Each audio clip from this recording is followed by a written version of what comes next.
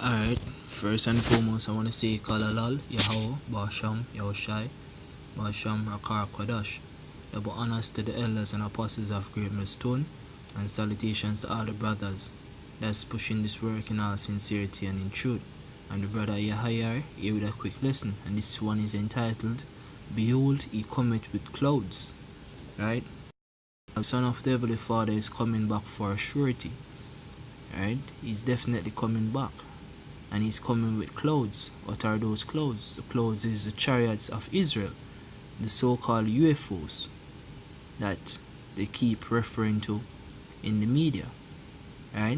And he's not coming back for fun and games. He's coming back to recompense vengeance unto all nations, right? So this is the book of Acts chapter 1 verse 11.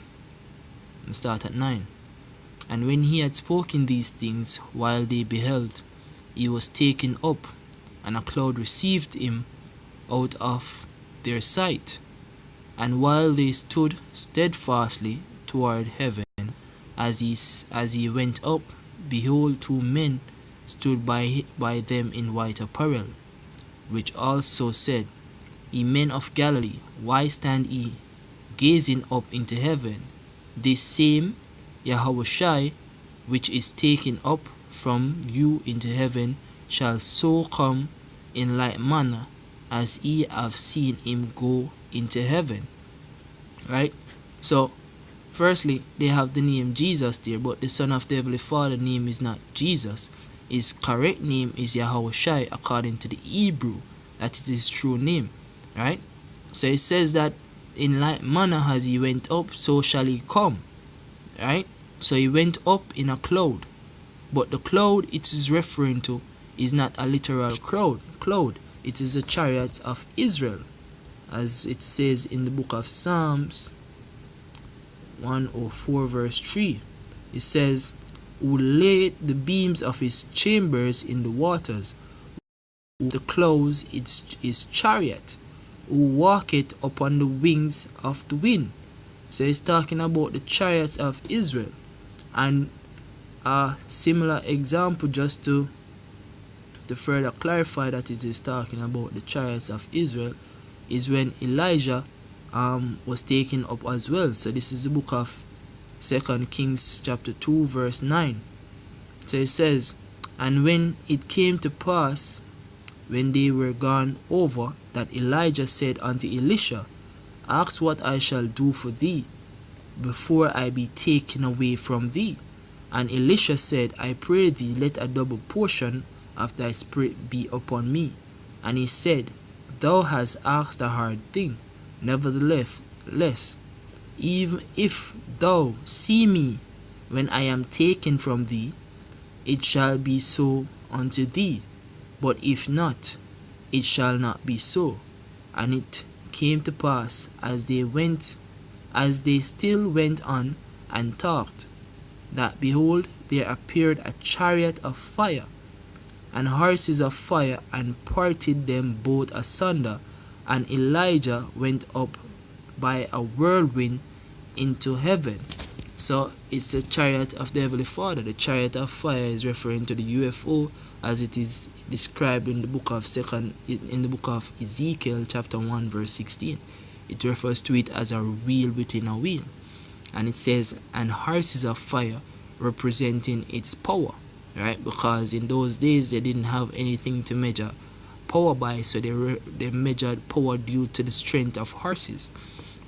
And it says, and it parted them both asunder, meaning that they were separated because Elijah was being taken up into the cloud via a whirlwind, which is what they call the whirlpool or the portal, understand, which takes up the beam, understand. So it is talking about the chariot of the Heavenly Father, right? Just like it refers to the cloud that led the children of Israel out of the land of Egypt. It tells you that it was a pillar of fire by night and a cloud by day, right? So it is a chariot of the nation of Israel. right? And it's the same way that Yahushua was taken up and Elijah was taken up, is the same way Yahushua will return in like manner, referring to the book of Revelation chapter 1 verse 7. It says, Behold, he cometh with clouds, and every eye shall see him, and they also which pierced him, and all kindreds of the earth shall wail because of him, even so. Why will all the kindreds of the earth wail because of him? Why will they cry? Right? Because it is about bringing judgment to the earth, as it says in the book of Isaiah chapter 66 verse 15. It says, For behold, the Lord will come with fire, and with his chariots like a whirlwind, to render his anger with fury, and his rebuke with flames of fire. And it describes the encounter of what is going to happen between the nation and the Heavenly Father when he comes back. It describes it as a war between men and the Heavenly Father, the angels of the Heavenly Father, and it does that description in the book of 2nd Ezra chapter 13. Right? So let me continue on this. It says, For by fire and by his sword will the Lord plead with all flesh, and the slain of the Lord shall be many.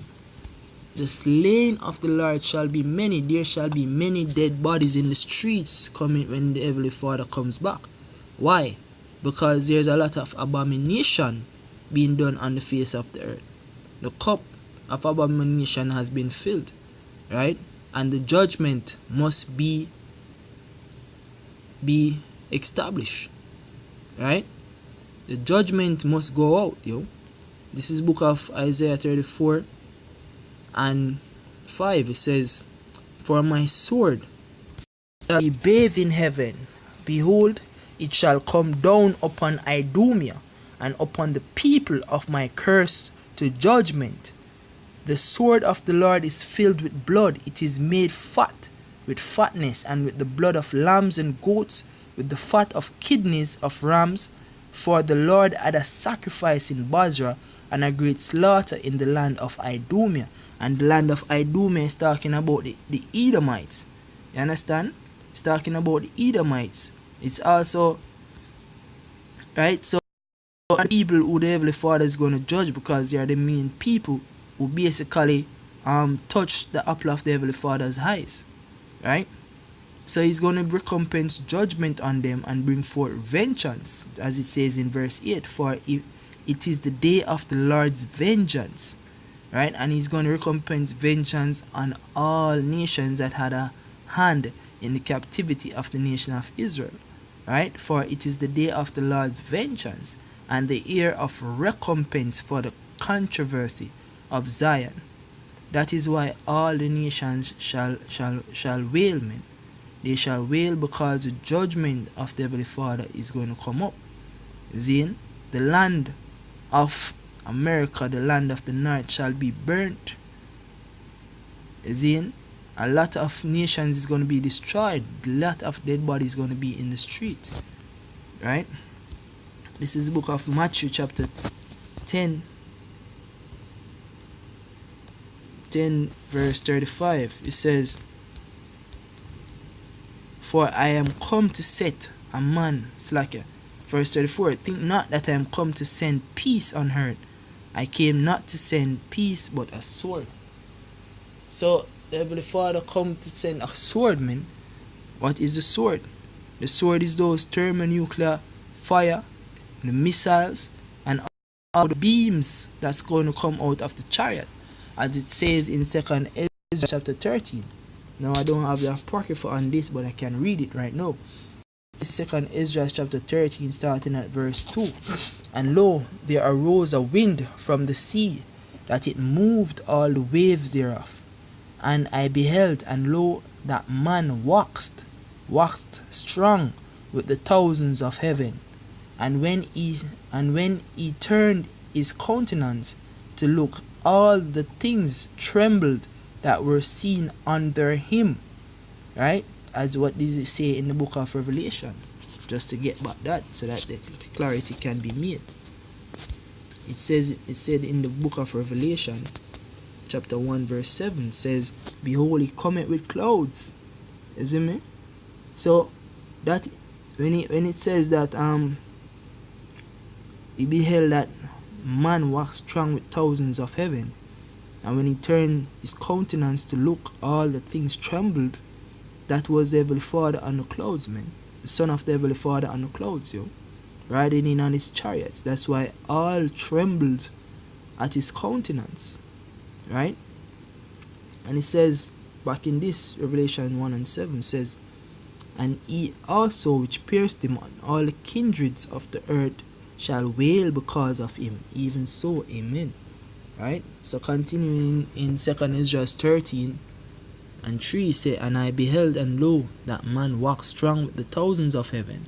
And when he turned his countenance to look, all the things trembled that were seen under him.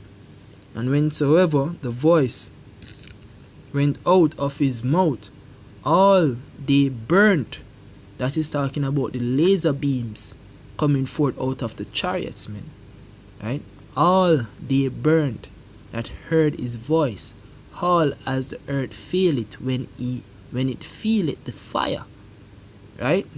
So him come to set fire upon the earth, man.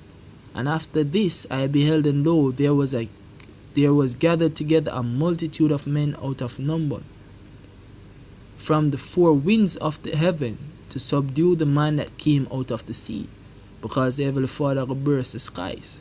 You understand? So them come, all the nations turn forth from fighting their own war and trying to fight and go against the Son of the Heavenly Father. You see? But it continues and said, "But I beheld, and lo, he had graved himself a great mountain, and flew up upon it." The great mountain is talking about the chariot. You see? And it continues, "But I would have seen the region, a place without the hill was graven, and I could not."